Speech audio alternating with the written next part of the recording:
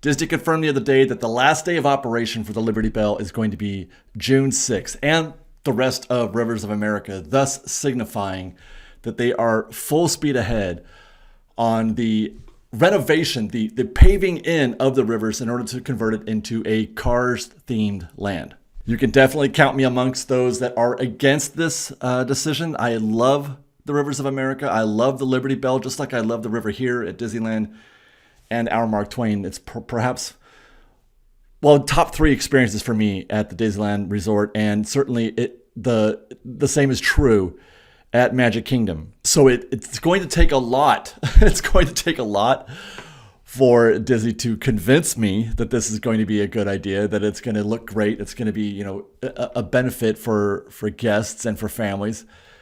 This concept art that they released with this announcement, at the same time they're saying they're going to close the river on June 7.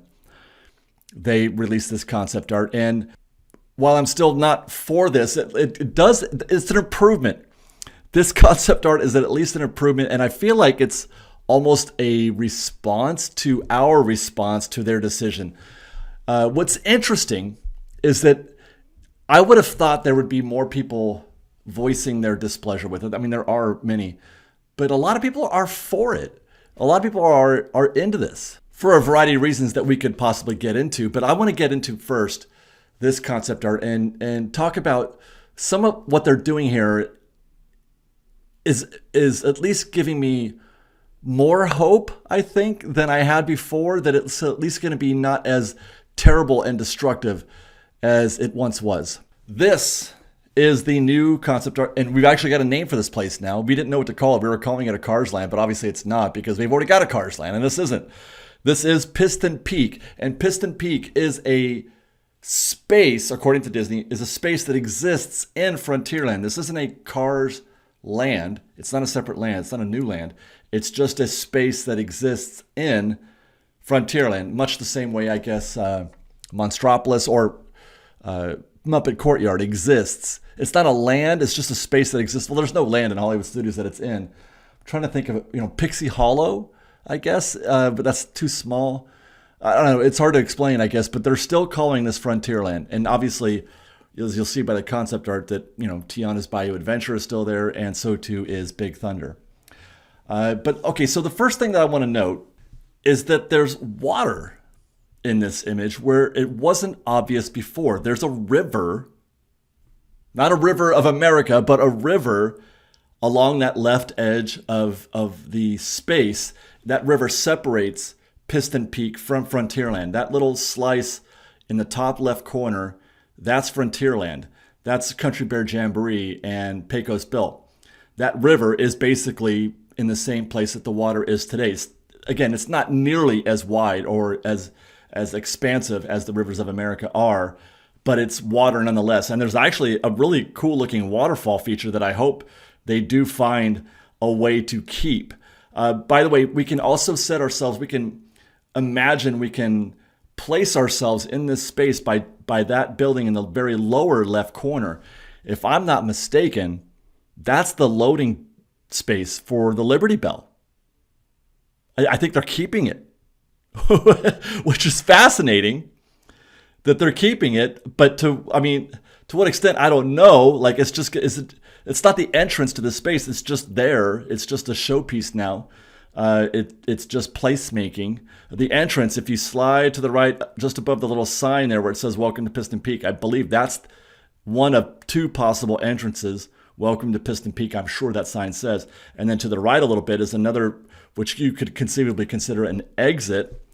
But I would imagine both of those are ways in and out of Piston Peak. That's approaching from Liberty Square in this concept art. But let's get back to that water. This water was not present in this way in the original concept art, not in the least. It was very vague. What you could see, the most prominent feature that you could see in that part of the concept art was sort of a snowy, icy mountain, which, that actually kind of bothered me a little bit, because the proximity to Frontierland, it just didn't mix. It didn't go right. It's just not right to have a snowy, a big snowy mountain like that right on the edge of where guests are going to be walking to Country Bear Jamboree. You can see there's cars down there. So the track is going in that direction. But what is that, like in that space where those cars are, it looks like track. Now that little slice that looks like track is water. And by the way, you can see there again, there's the mark, or the Liberty Bell loading building right there in this concept art as well, that I guess none of us ever really noticed or paid attention to. Or maybe somebody did. I never noticed it. But that, okay, so we're either attraction path there, or that's going to be the water, the river. I'm telling you, I don't see river here in this picture. I just don't. And that was one of the things that sort of troubled me, was I didn't want to see an icy mountain to my right as I'm walking down Frontierland, with Country Bear Jamboree on my left. It did not compute. To this new art, okay, so now we can clearly see the river. And now either they have decided to do this or they've made it more obvious. And now you can see, as you look to the right of that river, there is, that I believe is the attraction path, that beigeish path there. I believe that's attraction. Let's talk about that actually for a second, because what we're looking at in this picture is a very woodsy campground, national park type vibe. Love that, by the way. I think that's great. I want the national park vibe when I walk in here. I don't want a Cars vibe. I want a national park vibe. Now, we could talk about whether or not this type of experience exists in the Frontier, but I'm not gonna. I'm not troubled by that. I know that the auto, whatever era they place these cars in. And by the way, we could say that in the world of cars doesn't exist in one time. Cars does not exist in one place. Cars are forever, just as the way humans are. For whatever the lifetime of a car is, that's the lifetime of this universe.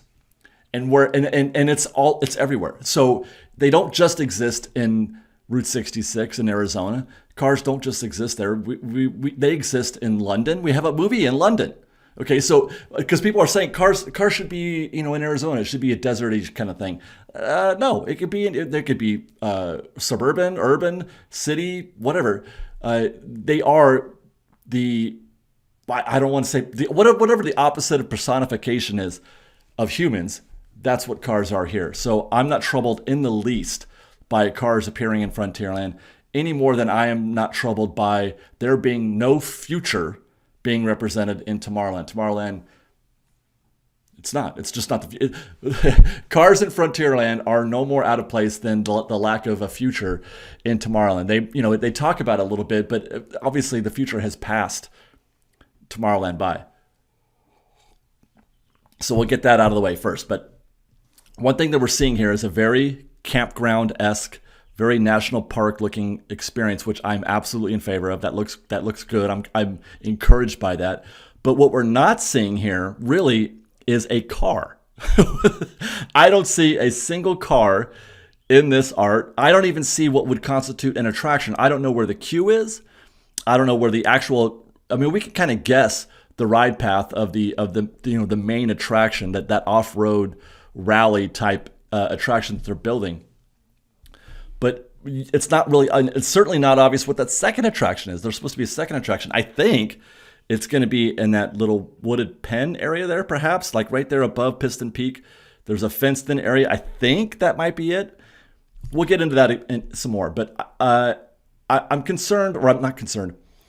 I'm hoping they're leaving some space here for guests to simply exist, to walk around and be in the place, much the same way you walk around and be in Tom Sawyer Island, or maybe Redwood Creek at DCA, something like that. I really want there to be hope for that here. I don't want this to be 100% queue and track only.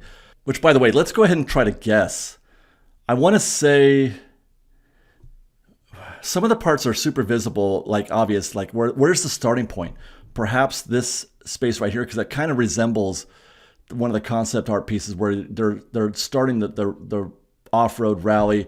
It winds around down there near the waterfall. We're going to go through that waterfall, under it and through it. That sounds kind of cool. Around the backside, through the icy mountain there, along parallel with the river as it runs alongside Frontierland, up towards Tiana's Bayou Adventure. Now, this space right there, that gray rock, that doesn't exist today, as best as I can tell. I'm going to say that's somewhere. How much validity can we attach to this concept art? We can't attach a whole lot. Obviously, concept art is just an artist's interpretation of things, and we know that there are things that simply exist and cannot be undone. For example, at Tiana's Bayou Adventure, where the vehicles come down and make that loop and turn around, that's about where that Rocky Mountain is. Are we going through that to get to Tiana's? Is that turnaround on the opposite side? A lot of what do they call that? Artists, artistic license. There's a lot of that happening here, I think. But we can also try to guess it at the same time. But I'm curious how we're going to be going. How are guests going to walk from? Oh, they're going to go behind it. That's got to be Pecos Bill on the left. They're going to go behind that gray structure, that gray rocky structure there, and into Tiana's Bayou Adventure from there. And there's no train. The train is not visible in this picture. We're going to go over that bridge. So the super wide beige track, I think, is guessed. And this, by the way, could potentially solve the dead end problem that you have at Big Thunder, which is a big deal. And Disney went out of their way to fix that at Disneyland. Also, we had a dead end at Critter Country. And then that dead end was removed with the inclusion of Galaxy's Edge. And it makes the park infinitely more accessible. It makes for a better round trip. It makes it so that you don't have to come all the way. You go out to do a thing, then you got to come all the way back. That is a drag. It's a reason not to go to Big Thunder, for example. Although I think Big Thunder does quite well at Magic Kingdom.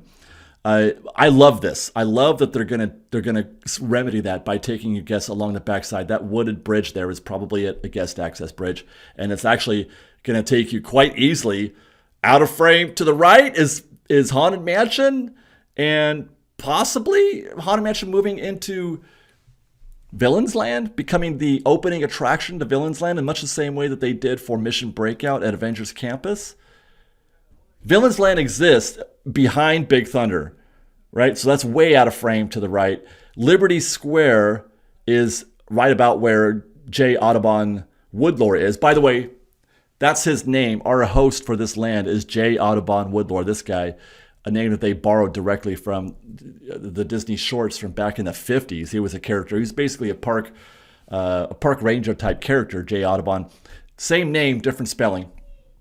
But okay, so that's where Liberty Square is. So I'm trying to figure out the mental math on this, if they're going to, how they're going to sort of blend those two lands together, because that's something that Disney's always been very, very good at. It's the reason why I separate Disney parks from whatever it is that Universal's doing. Universal just simply chose not to try to blend lands, and any of their parks. There is no blending of the two lands. There is no slow transition as there is. The transition from Adventureland to New Orleans Square is absolutely perfection here at Disneyland. And you would have said the same thing back in the day about the transition from New Orleans Square to Critter Country back in the day. It's a little less awesome, but it's still very good. The transition now from New Orleans Square to Bayou Country, it's still great.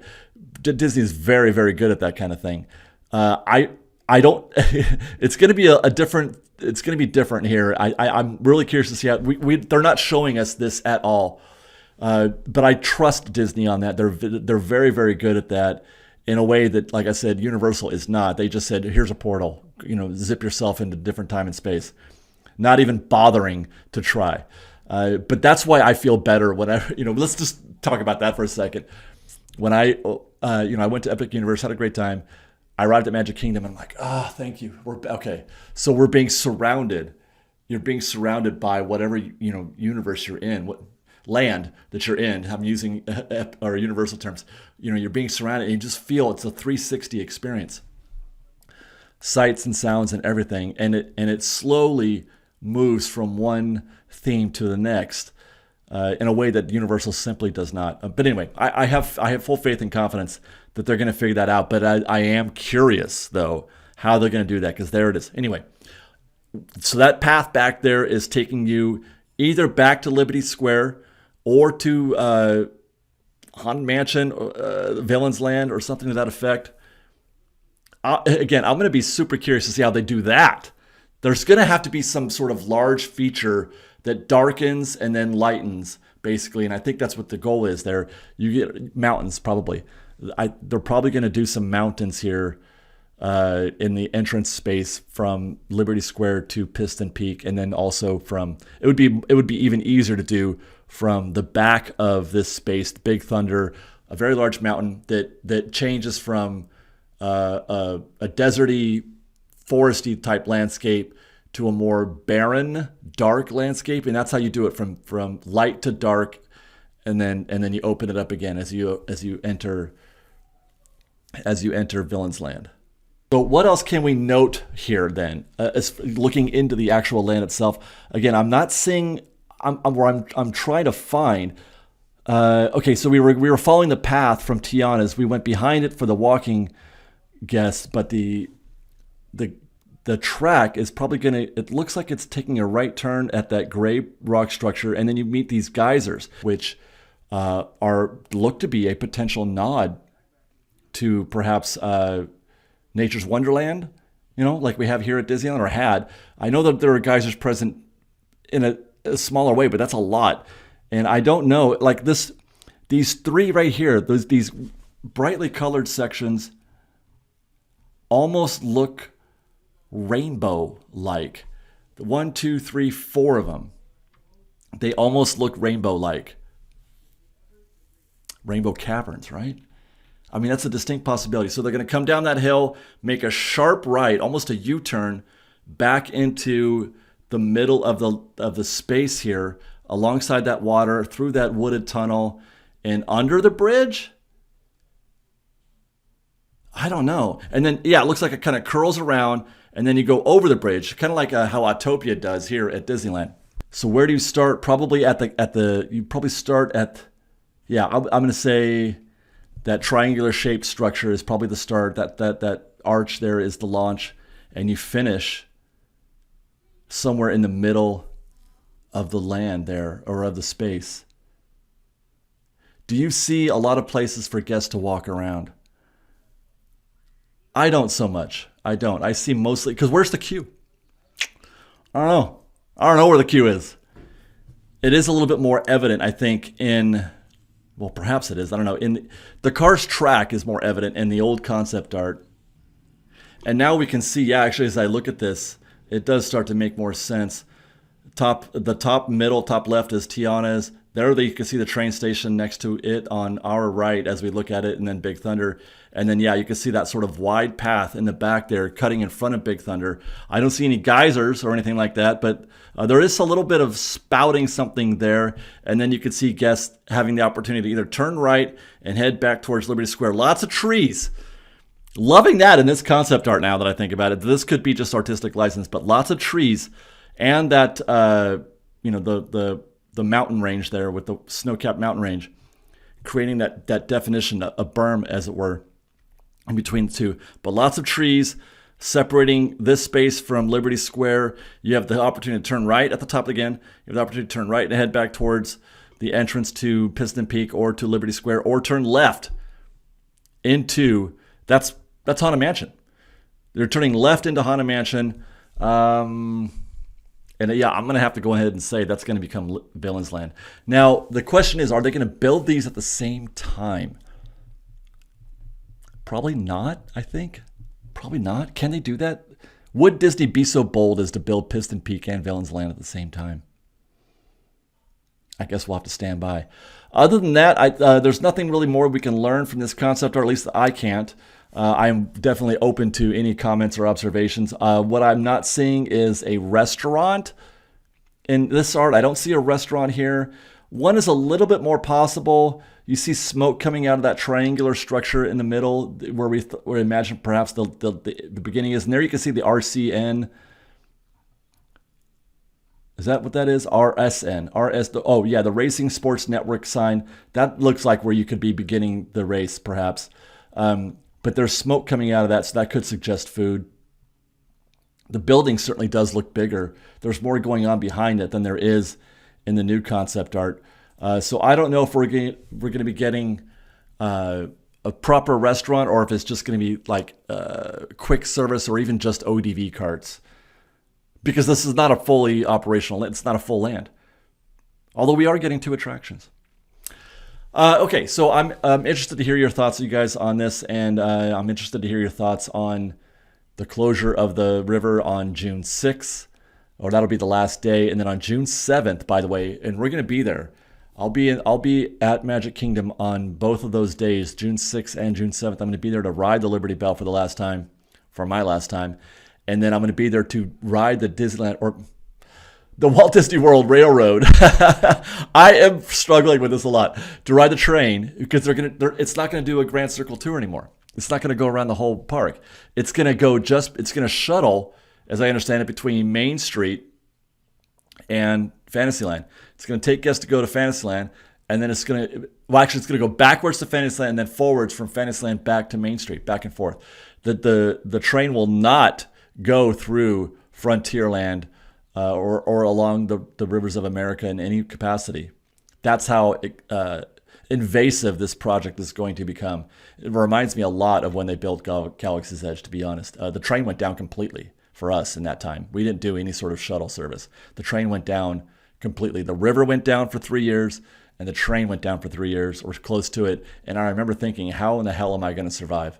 How in the hell am I going to survive this time? And somehow we did, and we got Galaxy's Edge on the other side, and I still ride the Mark Twain all the time. So there is hope. There is a future for all of us fans of the Liberty Belle, I think. I'm hoping. Man, they better get this right, man.